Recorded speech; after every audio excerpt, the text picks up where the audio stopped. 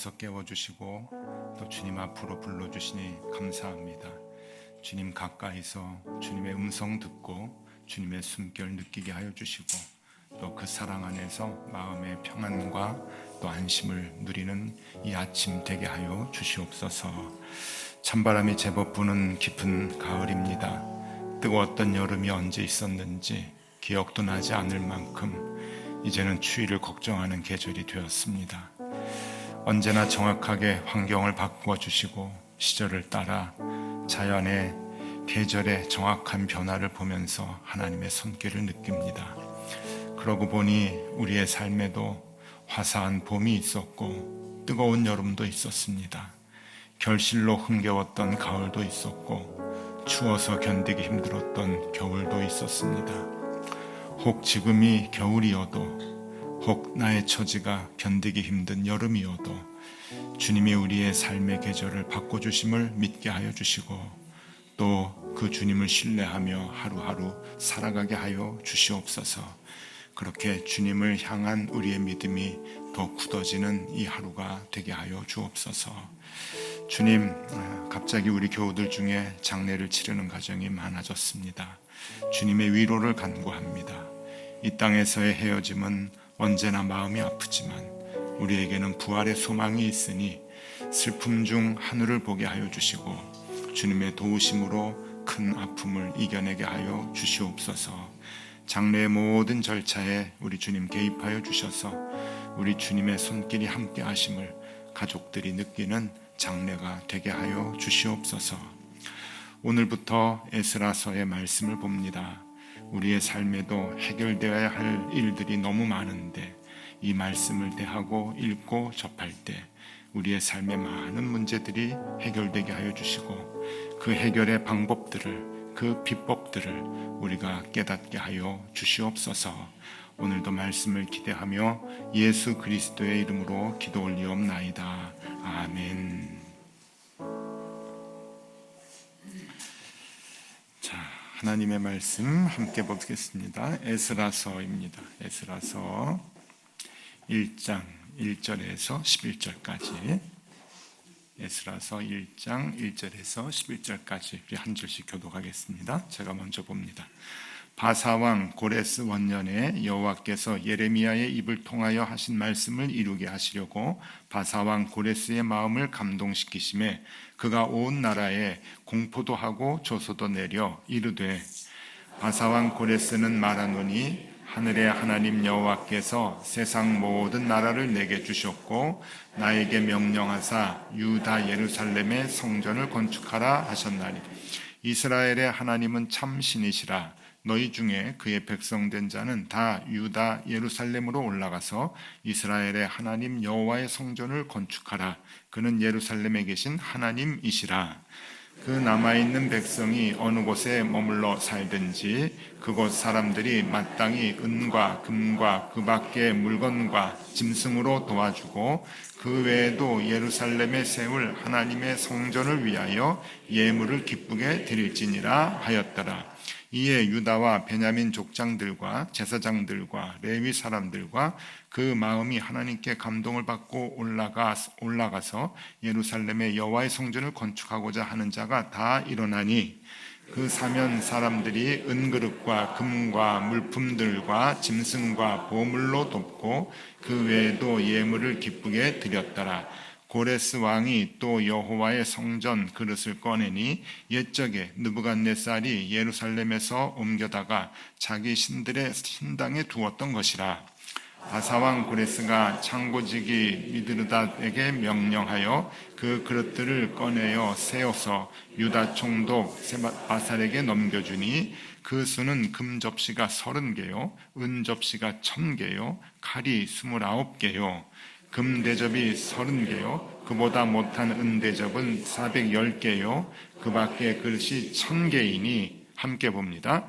금, 은 그릇이 모두 5400개라. 사로잡힌 자를 바벨론에서 예루살렘으로 데리고 갈 때에 세스바살이 그 그릇들을 다 가지고 갔더라. 아멘. 자, 잘 지내셨죠? 예, 저도 잘 지냈습니다. 예, 이렇게 또 뵙게 돼서 너무 좋고, 우리 날씨가 쌀쌀해졌는데, 오늘은 좀 괜찮지만 날씨가 쌀쌀해졌는데 건강 유의하시기 바랍니다. 에스라서를 봅니다. 이제 올 연말에 에스라서, 그리고 이제 뒤에 느헤미야까지 이렇게 보는데, 은혜가 이제 참 이제 기대가 됩니다. 에스라서에서 우리에게 어떤 말씀을 주시는가 하는 것을 같이 보면 좋겠습니다. 먼저 오늘은 이제 볼 에스라서에 대한 개관을 이제 좀 보셔야 되는데, 이게 좀 중요합니다. 에스라서는 어떤 성경인가 하면은요, 바벨론 포로에서 이제 귀환한 그 유대인들이 예루살렘 성전과 또 성전을 이렇게 건축하고, 그리고 신앙을 회복하는 과정을 설명해주고 있는 그러한 그 말씀입니다. 그러니까 뭐 예레미야서는 이제 막 예루살렘이 멸망을 하고 바벨론으로 포로로 잡혀가는 그 상황들을 이제 쓴 것이면은, 이제 바벨론 포로로 잡혀갔다가 이제 고레스라고 하는 이 왕이 이제 명령을 해서 다시금 예루살렘으로 이제 돌아오게 되는, 귀환이라고 하잖아요. 돌아오게 되는 이제 그러한 그 엄청난 사건의 이제 이야기를 이제 해주고 있는데, 그 뭐 남의 나라 역사 공부하는 게 뭐 중요하지는 않지만, 그래도 그 대체적으로 우리가 좀 시간은 좀 알아볼 필요가 있습니다. 이제 이스라엘이 완전히 남쪽 유다까지 완전히 멸망하게 된 게 주전 586년인데, 이제 그 뒤로 이제 한 50년 가까이 지나서 538년도에 바벨론이 이제 멸망을 합니다. 그래서 이 바벨론을 멸망시킨 나라가 어느 나라인가 하면은 페르시아예요. 페르시아. 이제 성경에는 바사라고 이렇게 나오는데, 이제 그 페르시아가 바벨론을 정복을 해서 이제 그 전체 그 바벨론이 차지하고 있었던 유대 땅까지 포함해서 그 땅을 다 이제 통치를 합니다. 그 통일을 시킨 그 바벨론을 정복한 왕이 이제 고레스 왕이에요. 그래서 우리가 지도를 여기서 이제 한번 살펴볼 필요가 있는데, 한번 보시면 어마어마한 땅입니다. 지금 그 나라에 그렇게 그 표시를 했는데, 이제 지금 그 지도에다가 그 당시에 페르시아 제국의 영토를 이렇게 이제 그려봤어요. 이게 지금 어느 정도인가 하면은, 그 아수르라고 하는 나라가 엄청나게 강국이었잖아요. 그래서 이스라엘이 꼼짝 못했는데, 그 아수르는 저 시리아하고 튀르키예 정도였어요. 근데 뭐 엄청나죠, 그 유대 땅에 비하면. 그런데 그 아수르를 이제 바벨론이 멸망시켰단 말이에요. 그 바벨론, 어마어마한 그 바벨론이 남쪽 유다까지 다 이제 멸망시켰던 바벨론은 어느 정도였냐면은, 지금 저 지도의 왼쪽 반밖에 안 돼요. 그 페르시아에. 근데 이 이란을 중심으로 해가지고 페르시아가 이제 그 서서히 거대해지더니, 메데라고 하는 나라도 짧게 있었거든요. 그거를 삼키고, 그리고 이제 그 바벨론을 함락시켜가지고 저렇게 어마어마한 제국을 건설하게 됩니다. 페르시아라고 하는 그 제국, 이제 성경에는 이제 그 바사라고 이렇게 나오는데, 이 그 바벨론 때는 저 빨갛게 썼던 그 바벨론이 수도였는데, 이제 페르시아 제국에는 수사라고 하는 곳이 이제 그 수도가 됩니다. 성경에서는 수산궁 그러잖아요. 이제 거기가 이제 그 페르시아의 이제 엄청난 그 이제 수도가 이제 되는데, 이 일을 이룬 사람이 누군가 하면은 고레스입니다. 고레스 얼굴 한번 보여드리면, 저런 사람이 나오면 조금 기분이 좀 나쁘죠. 저보다 잘생긴 것 같아요. 위대한 왕이니까 또 저렇게 그렸을지는 모르겠는데, 그래도 그때도 화가가 있었고, 그러니까 이제 그렸단 말이죠. 저 고레스 왕은 일반 역사에서 봤을 때도 그 덕장이라고 얘기할 정도로 그렇게 그 좋은 정책을 많이 폈던, 그래서 많은 사람들이 존경했던 그러한 왕으로, 그러한 왕 중에 한 사람으로, 역대 왕 중에 한 사람으로 그렇게 인정이 되는 사람인데, 이 일반 역사에서는 키루스 2세라고 합니다. 그게 이제 성경에서는 고레스 왕이라고 우리는 이제 익숙하게 생각을 하는, 이렇게 이제 듣고 있는데, 이 왕이 이 페르시아 제국을 그렇게 이제 엄청나게 영토를 확장하고, 그 다음에 이제 유대인들을 유대 땅으로 이제 돌려보내는 그 엄청난 명령을 합니다. 그것을 우리는 이제 고레스 칙령이라고 하잖아요. 고레스 칙령. 그래서 이 성경에서는 아이고 유대인들이 이 고레스 왕이 이제 명령을 해가지고 돌아갔구나, 이렇게 생각을 해도 일반 역사에서는 그게 뭐 성경 얘기지, 뭐 페르시아 그 엄청난 그 제국 땅에서 유대 조그만 그 유대 땅이 뭐 이렇게 중요하다고 이 왕이 그렇게 유대인들을 이렇게 중요하게 생각해가지고 이렇게 보냈을까라고 이제 일반 역사에서는 인정을 안 했어요. 그런데 지난 1879년도에, 그러니까 한 150년 전에 뭐가 발견이 되는가 하면은 고레스 실린더라고 하는 게 발견이 됩니다. 이거 굉장히 중요한 건데, 저게 고레스 실린더 통같이 이게 생겼다 그러는데, 저게 돌에다가 이제 그 왕의 명령을 새긴 거예요. 옛날은 그 함무라비 법전도 그렇고 다 돌에다가 법령을 새기거든요. 왕이 명령을 하면. 저게 이제 한 150년 전에 발견이 돼요. 그리고 저게 1960년대가 돼서야 해독이 됩니다. 저 글자가 처음에는 저게 뭐 빗살무늬인가 이제 그렇게 생각했는데, 빗살무늬가 아니고 저게 글자였어요. 저 글자에 보니까 유대인들을 돌려보내라라고 하는 그 내용들이 있는 거예요.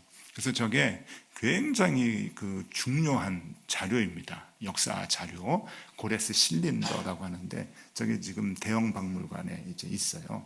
그러니까 여러분 영국에 런던에 여행 가시면 대형 박물관을 가시는데 그냥 쓱 돌아보고 오시면 안 돼요. 저런 거 꼭 보고 오셔야 돼요. 저게 여기에 고레스 칙령이 여기에 이제 그 새겨져 있어가지고 유대인들이 바벨론 포로에서 그 서러운 포로 생활에서 다시 예루살렘에 돌아가서 성전을 건축하게 됐구나라고 그렇게 이제 보시면 되는 거죠.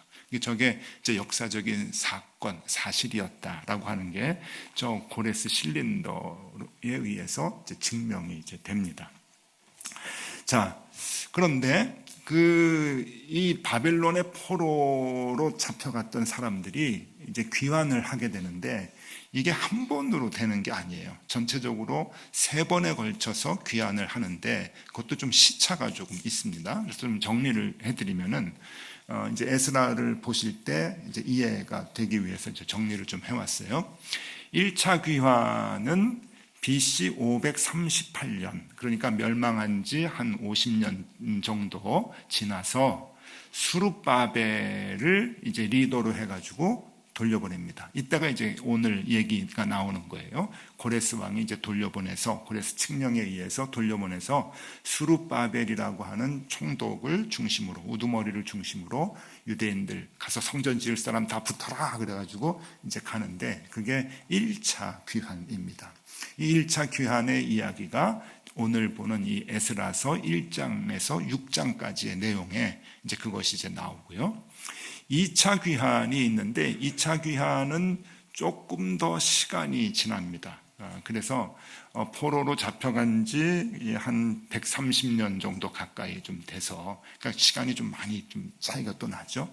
2차 귀환이 되는데, 그 2차 귀환은 에스라 7장에서 10장까지 후반부에 나오게 되고, 이때 그 리더가 누군가 하면은 제사장이었던 에스라입니다. 에스라. 그러니까 에스라가 이제 나중에 1차와 2차에 대한 기록들을 이제 하는 거예요. 이게 에스라서이죠. 그러니까 2차 귀환 때 에스라가 중심이 돼서 리더가 돼가지고 이스라엘 백성들을 이끌고 예루살렘으로 이제 다시 돌아가죠. 그 다음에 이제 3차 귀환이 있습니다. 3차 귀환이 이제 다 끝남으로 인해서 포로 귀환이 다 완성이 되는데, 이 3차 귀환은 또 이제 시간이 또 한 10여 년 지나서 BC 445년에 그러니까 멸망하고 난 뒤에 한 140년, 150년 이렇게 지나고 난 뒤에 이제 다 이제 귀환이 되는데, 그때의 그 지도자가 누군가 하면은 느헤미야예요. 그때 느헤미야를 중심으로, 느헤미야가 이제 술 맡은 관원이었거든요. 그러니까 페르시아 왕의 술 맡은 관원이었다가 나중에 이스라엘 총독이 되는데, 이 느헤미야를 중심으로 해서 백성들이 또 다 예루살렘으로 귀환을, 유대 땅으로 귀환을 해서 이제 3차 귀환으로 다 완성이 되는데, 요 이야기는 에스라에 없고, 에스라 뒤에 에스라 느헤미야, 에스라 뒤에 느헤미야죠. 그 느헤미야의 1장에서 13장까지의 내용이 3차 귀환입니다. 그러니까 지금 이제 1차 귀환, 2차 귀환, 3차 귀환까지가 에스라, 느헤미야의 그 성경에 그 역사적인 이야기가 나온다라고 하는 것을 기억해 주시면, 이제 오늘부터 보는 이 에스라를 이해하는데 굉장히 이제 도움이 되시리라 생각이 듭니다. 근데 제가 늘 말씀드리지만, 이 그 예언서나 역사서, 그리고 특별히 이제 선지서 같은 경우에 이 선지자의 이름이 중요하다 그랬잖아요. 그거는 정말 그 내용을 그 이름이 대변해 주는 것 같아요.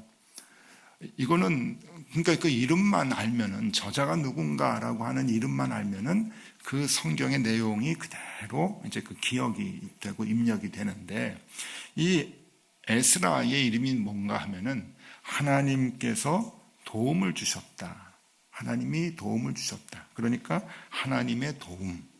그러니까 우리가 이루는 것이 아니라 하나님이 도와주셨다.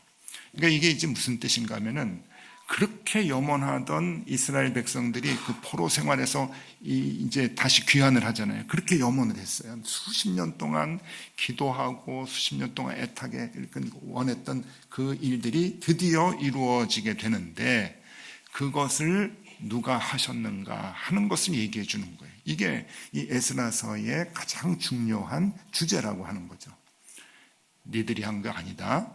하나님이 하셨다. 하나님이 도와주셨다라고 하는 거예요. 그래서 에스라, 이 이름 자체가 하나님께서 도움을 주셨다라고 하는 끝. 에스라 끝. 이게 전부입니다. 내용은 다 잊어버리셔도 되고, 에스라 이름의 뜻만 기억하시면 돼요. 도움을 주시는 하나님. 도움을 주시는 하나님. 이게 지금 역사가 바뀌는 거잖아요. 어마어마한 일이 지금 생기는 건데, 그걸 사람이 이룬 것이 아니라 하나님이 도움을 주셨다. 자, 보시면은 1절 보겠습니다. 1절. 바사왕 고레스 원년에 여호와께서 예레미야의 입을 통하여 하신 말씀을 이루게 하시려고, 그 옛날 예레미야가 했던 그 예언들이 있어요. 바사왕 고레스의 마음을 감동시키심에 그가 온 나라에 공포도 하고 조소도 내려 이르되 이스라엘 포로들아 돌아가라, 이제 그렇게 선언을 하는 거죠. 여기서 중요한 것은 여호와께서 고레스의 마음을 감동시키셨다. 그러니까 누가 하셨다는 거죠? 주체자가 하나님이시라는 거예요. 주관자는 하나님이시다. 에스라가 분명히 얘기를 해요. 1절부터 이제 선언을 하고 들어가는 거죠. 이 에스라서, 내가 쓰는 이 에스라서에는 이게 하나님의 도움을 주신 것을 지금부터 밝히려고 하는데, 1절에 그것을 얘기해 주고 시작을 합니다. 여호와께서 고레스의 마음을 감동시키셔서 이 어마어마한 역사가 지금 이루어지고 있다라고 하는 거예요. 이게 단순히 야 돌아가, 그게 아니라 하나님은 역사를 이루시는데 우리가 생각하지 못했던 디테일까지 다 하나님께서 하시는 거예요. 그게 뭔가 하면은 너희들 그냥 돌아가는 게 아니라, 고향으로 돌아가는 게 아니라, 너희들 하나님 섬기고 열심히 신앙생활했지? 그거 자유를 줄 테니까 마음껏 섬겨. 그리고 너희들 시온에 돌아가기 위해서 바벨론 강가에서 맨날 눈물 흘리면서 노래했지? 가가지고 성전 재건해 라고 허락을 해주시는 거예요. 여러분, 이게 있을 수가 있나요? 이런 일들이. 자, 2절 3절 말씀입니다. 2절 3절 우리 같이 볼까요? 2절 3절. 바사왕 고레스는 말하노니 하늘의 하나님 여호와께서 모든 나라를 내게 주셨고 나에게 명령하사 유다 예루살렘에 성전을 건축하라 하셨나니 이스라엘의 하나님은 참 신이시라.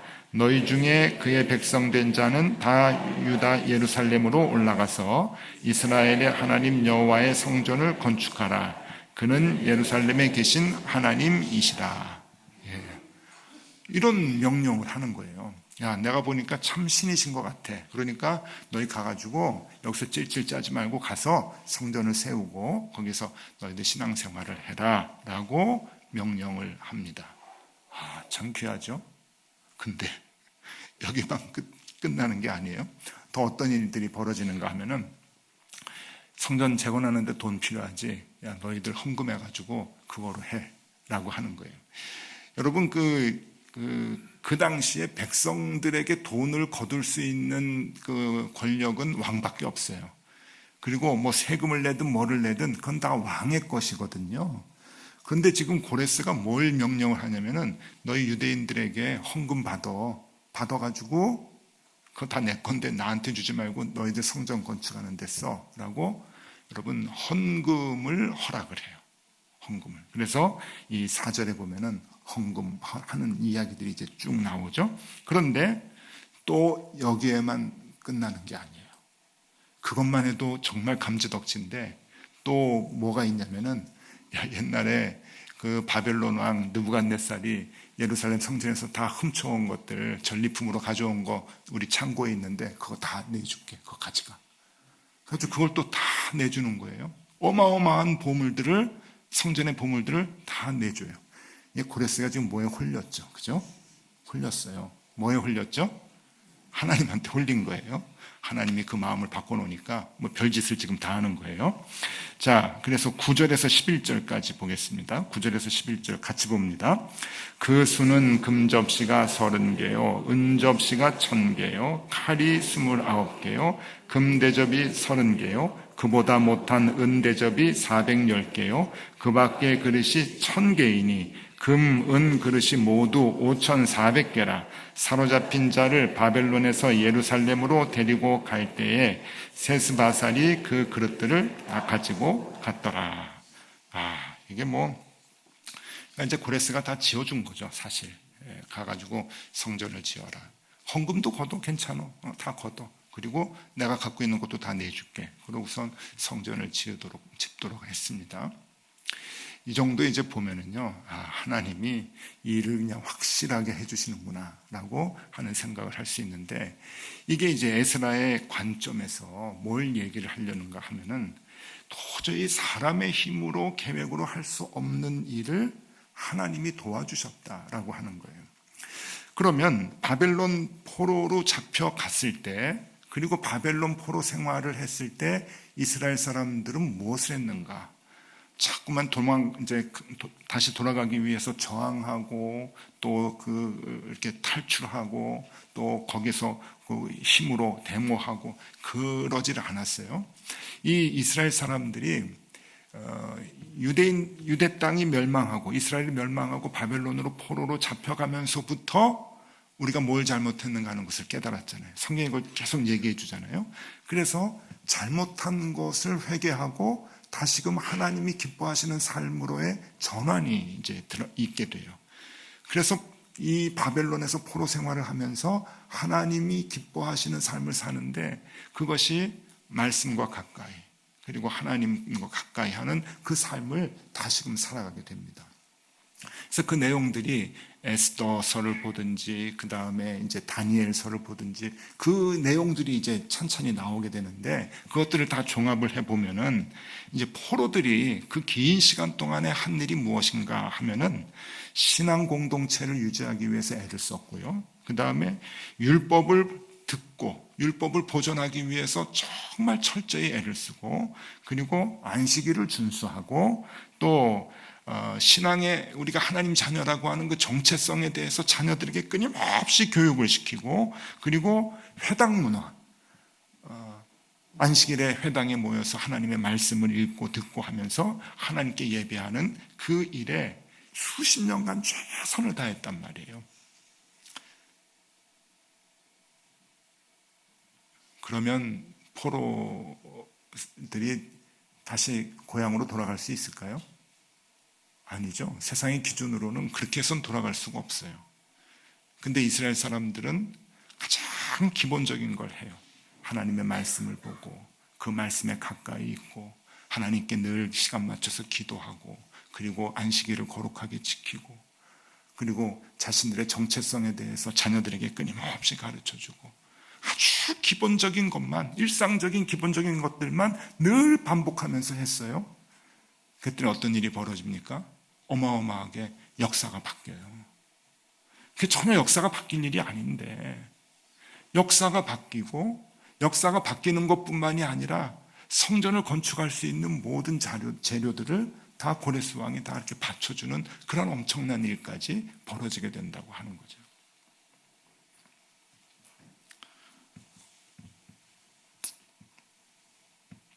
이게 이제 그 메시지입니다. 메시지. 책 하나 소개해 드릴게요. 한번 보시면은 제목이 재밌습니다. Flying, Falling, Catching. 날다, 떨어지다, 붙잡다. 헨리 나우엔 우리 그 신부님의 그 이제 유작이라고 볼 수가 있어요. 이분이 돌아가시기 한 5년 전부터 어디에 심취를 했냐면 이분이 심취하면 그냥 미쳐버려요. 어딥니까 그 러시아의 에르미타지에 있는 그 탕자의 귀한 그 그림이 너무 좋아가지고 며칠 동안 거기다 의자 갖다 놓고 이렇게 볼 정도로 하나에 이제 꽂히면은 굉장히 저기 하시는데 이분이 돌아가시기 한 5년 전에 서커스단에 이제 꽂혔어요. 그래가지고 서커스단과 같이 이 캠핑카를 타고 막 이렇게 그 공연하는데 같이 다니기도 하고 서커스단 단원하고 친구가 돼가서 깊이 이제 사귐도 갖고 이제 그러는데 그러면서 그 신앙에 대한 이야기를 쭉 이제 써 내려가다가 책을 출판하지 못하고 돌아가셨어요. 그것을 이제 그 라리시라고 하는 그 공동체에서 함께 있었던 사람들이 원고를 발견하고 돌아가시고 난 뒤에 이제 그 책을 이제 그 출판을 했는데 이게 이제 하나님하고의 그 관계에 대한 이야기를 서커스단 그 상황을 통해서 이제 그 하나씩 이제 풀어주는 이야기예요. 날다, 떨어지다, 붙잡다. 이게 느낌이 그냥 확 오죠. 제목으로요. 그러면서 이 그 헨리 나우엔이라고 하는 이 분이 이제 어떤 이야기를 하는가 하면은 신앙이라고 하는 것이 분별력이라는 이야기를 해요. 분별력. 신앙의 분별력. 그래서 정리를 좀 해왔는데 한번 보세요. 신앙의 분별력이 뭐냐라고 하면은요. 신앙의 분별력이라고 하는 것은 첫 번째, 하나님이 하실 수 있는 영역. 두 번째, 교우들과 함께 할 수 있는 영역. 세 번째, 내가 할 수 있는 영역. 이 세 가지가 구분이 된다는 거예요. 서커스를 할 때 여러분 남이 잡아주고 붙잡아주고 해가지고 이렇게 공중고개를 이제 하잖아요. 그것과 마찬가지로 이 사람들과 사람들이 함께 할 수 있는 영역이 있고 그 다음에 상대방이 아닌 내가 할 수 있는 영역이 있다는 거예요. 그리고 또 하나는 하나님이 하실 수 있는 영역이 있는데 이것을 분명하게 아는 것이 분별력이라고 하는 거예요. 그래서 분별력을 잃는다라고 하는 것이 뭔가 하면은 하나님이 할 수 있는 영역을 내가 하겠다고 덤비는 것이 분별력을 잃는 것이라고 얘기를 해요. 자, 신앙의 분별력을 가지고 우리가 신앙생활을 할 때 여러분 내가 할 수 있는 영역이 뭔가요? 그것을 에스라서에서 얘기해 주는 거예요. 에스라서에서 내가 할 수 있는 영역, 그것은 역사를 바꾸는 게 아니에요. 여러분 역사를 어떻게 바꿉니까? 사회를 어떻게 개혁을 시킵니까? 한국 교회를 우리가 어떻게 새롭게 할 수 있겠습니까? 그거는 우리의 영역이 아니라는 거예요. 그 분별력 없는 사람은 자꾸 그걸 하려고 힘을 가지고 뭐 무슨 방법을 가지고 하려고 그러는데 그거는 분별력을 잃어버린 거죠. 분별력이 있는 사람들은 내가 할 수 있는 영역들을 하는 거예요. 한 사람 한 사람이 하나님의 말씀 앞에 늘 서고 그 말씀으로 늘 변화돼서 살려고 애를 쓰고 시간을 맞춰놓고 하나님 앞에 기도하고 그리고 그 하나님의 말씀을 지키기 위해서 그렇게 애를 쓰고 삶 속에서 매일매일의 일상 속에서 애를 쓰고 그러한 생활이 신앙의 활동이 일상생활에서 계속 반복해서 이루어질 때 에스라서에서 보여주는 메시지는 뭔가? 그게 역사를 바꾼다는 거예요. 그게 사회를 바꿔놓는다고 하는 거예요. 엄청난 기도의 제목들이 이루어진다고 하는 거죠. 왜? 그 일은 하나님이 하시니까. 하나님이 하시니까. 하나님은 쉬우세요. 천지를 창조하신 하나님이 사람들이 만들어 놓은 이 나라와 이 나라의 경계들을 허무는 것을 하나님이 왜 못하시겠어요?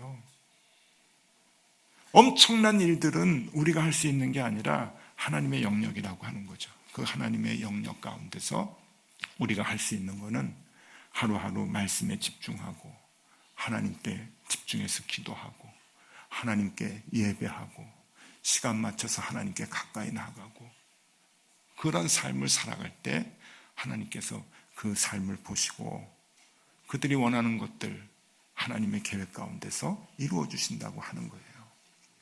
그러니 여러분, 여러분들에게도 이제 많은 이제 그 기도의 제목들이 있고 많은 계획들이 있으실 텐데 그 마음에 그냥 품고 계셔요. 그리고 그것을 큰 기도 제목일수록 이루려고 애쓰지 마시고 우리가 할 일, 그 신앙의 분별력이라고 했죠. 분별력을 가지고 내가 할 수 있는 일에 하루하루 최선을 다하는 거죠. 아무것도 아닌 것 같아도 여러분 그렇지 않습니다. 거기에서 가정이 살아나고 자녀들이 살아나고 그리고 우리의 내 주변에 있는 많은 것들이 다시금 회복이 되는 놀라운 일들이 일어나게 되는 거죠.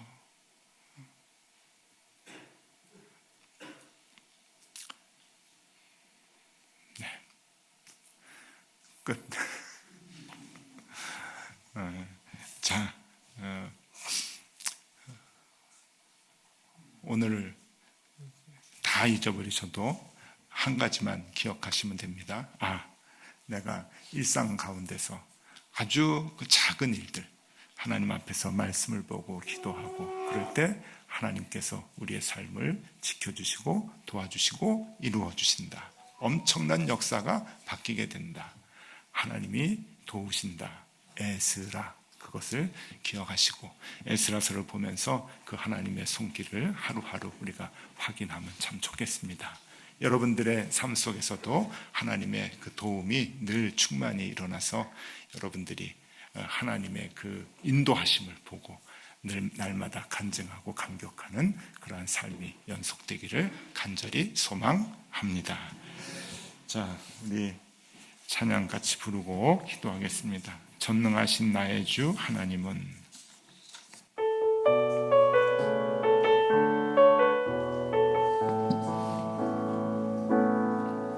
전능하신 나의 주 하나님은 능치 못하실 일 전혀 없네. 우리의 모든 간구도 우리의 모든 생각도 우리의 모든 꿈과 소망도 신실하신 나의 주 하나님은 우리의 모든 괴로움 바꿀 수 있네. 불가능한 일 행하시고 죽은 자를 일으키시니 그를 이길 자 아무도 없네. 주의 말씀 의지하여 깊은 곳에 금을 던져 오늘 그가 놀라운 일을 이루시는 것 보라. 주의 말씀 의지하여 믿음으로 금을 던져 믿는 자에게 능치 못함 없네. 처음부터 다시 한번 하겠습니다. 전능하신 나의 주 하나님은 능치 못하실 일 전혀 없네. 우리의 모든 간구도 우리의 모든 생각도 우리의 모든 꿈과 모든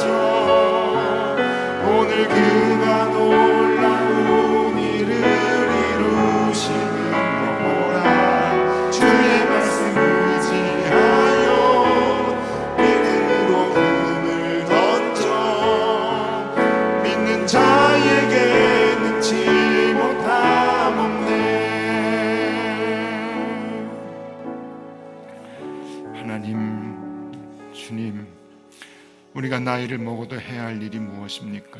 우리가 늙어도 힘써야 할 일이 무엇입니까? 매일매일 주님을 붙들게 하여 주시옵소서. 우리가 할 일과 하나님이 하실 일을 분별하게 하여 주시고 우리가 해야 할 일에 최선을 다할 수 있게 하여 주시옵소서. 말씀을 읽고 말씀을 듣고 하나님께 기도하고 주일의 예배를 소중히 여기는 그 작은 일들이 역사를 바꾸고 우리 사회를 살리고 우리 가정을 회복시키는 일임을 깨닫게 하여 주시옵소서. 하나님, 그렇게 우리의 삶의 많은 문제들을 하나님 말씀으로, 기도로, 예배로 하나하나 해결하는 우리 모두가 될 수 있도록 인도하여 주시옵소서. 지금은 우리 구주 예수 그리스도의 은혜와 하나님 아버지의 크신 사랑과 성령님의 교통하심이 하나님을 향한 일상의 작은 일들을 소중히 여김으로써 생명을 얻고 이 땅을 회복시키며 살아가야 할 사랑하는 모든 교우들 위해, 그리고 이 자리에 나와 함께 예배하는 우리의 자녀들 앞날 위에 이제로 영원히 함께 하시기를 간절히 축원하옵나이다. 아멘.